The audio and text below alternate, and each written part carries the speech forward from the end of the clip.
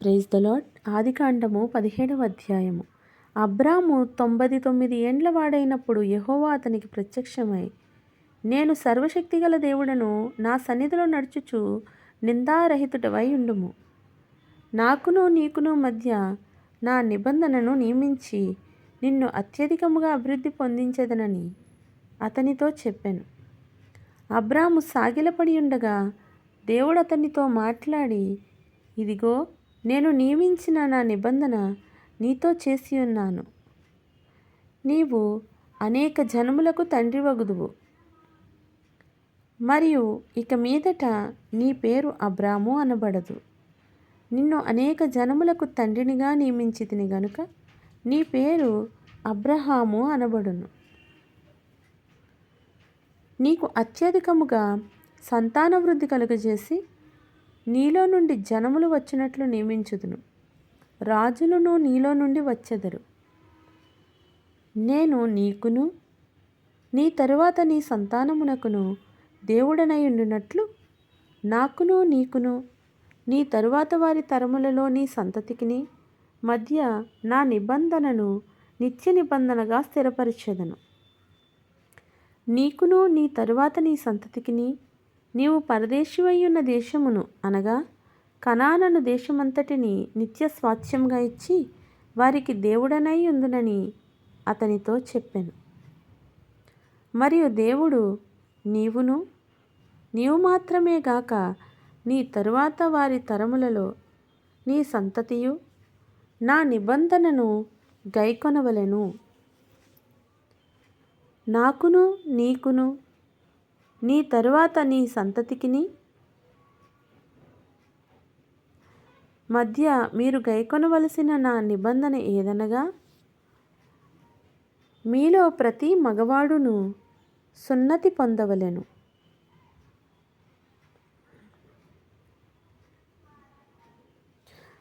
మీరు మీ గోప్యాంగ చర్మమున సున్నతి పొందవలెను. అది నాకు నీకు మధ్యనున్న నిబంధనకు సూచనగా ఉండును. 8 దినముల వయస్సు గలవాడు అనగా నీ ఇంట పుట్టినవాడైనను నీ సంతానము కాని అన్యుని యొద్ద వెండితో కొనబడినవాడైనను మీ తరములలో ప్రతి మగవాడు మీలో సున్నతి పొందవలెను.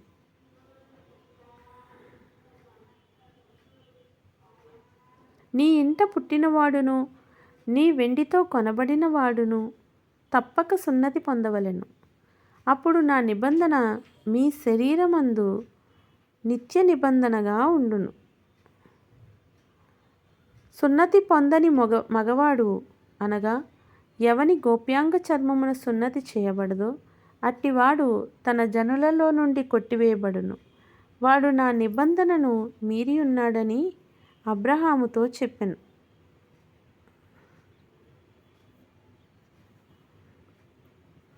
మరియు దేవుడు, నీ భార్య అయిన శారాయి పేరు శారాయి అనవద్దు, ఎలయనగా ఆమె పేరు శారా. నేను ఆమెను ఆశీర్వదించి ఆమె వలన నీకు కుమారుని కలుగజేసేదను. నేను ఆమెను ఆశీర్వదించేదను. ఆమె జనములకు తల్లి అయి ఉండును. జనముల రాజులు ఆమె వలన కలుగుదురని అబ్రహాముతో చెప్పెను. అప్పుడు అబ్రహాము సాగిలపడి నవ్వి, 100 ఏండ్ల వానికి సంతానము కలుగునా? 90 ఏండ్ల శారా కనునా అని మనస్సులో అనుకొనెను.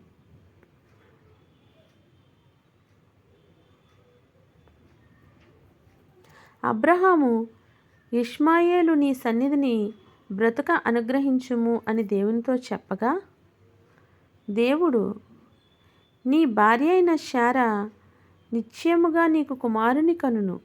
నీవతనికి ఇస్సాకు అని పేరు పెట్టుదువు. అతని తరువాత అతని సంతానము కొరకు నిత్య నిబంధనగా నా నిబంధనను అతనితో స్థిరపరచెదను. ఇష్మాయేలును గూర్చి నీవు చేసిన మనవి నేను వింటిని. ఇదిగో నేను అతనిని ఆశీర్వదించి అతనికి సంతానాభివృద్ధి కలుగజేసి అత్యధికముగా అతని విస్తరింపచేసేదను. అతడు 12 మంది రాజులను కనును. అతనిని గొప్ప జనముగా చేసేదను. అయితే వచ్చు సంవత్సరము ఈ కాలమందు శారా నీకు కనబోవు ఇస్సాకుతో నా నిబంధనను స్థిరపరచెదనని చెప్పాను. దేవుడు అబ్రహాముతో మాట్లాడుట చాలించిన తరువాత అతని యొద్ద నుండి పరమునకు వెళ్ళాను.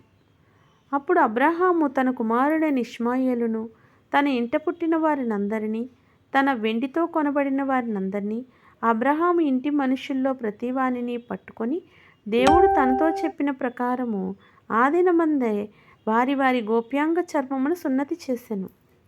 అబ్రహాము గోప్యాంగ చర్మము సున్నతి చేయబడినప్పుడు అతడు 99 ఏండ్లవాడు. అతని కుమారుడైన ఇష్మాయేలు గోప్యాంగ చర్మము సున్నతి చేయబడినప్పుడు అతడు 13 ఏండ్లవాడు.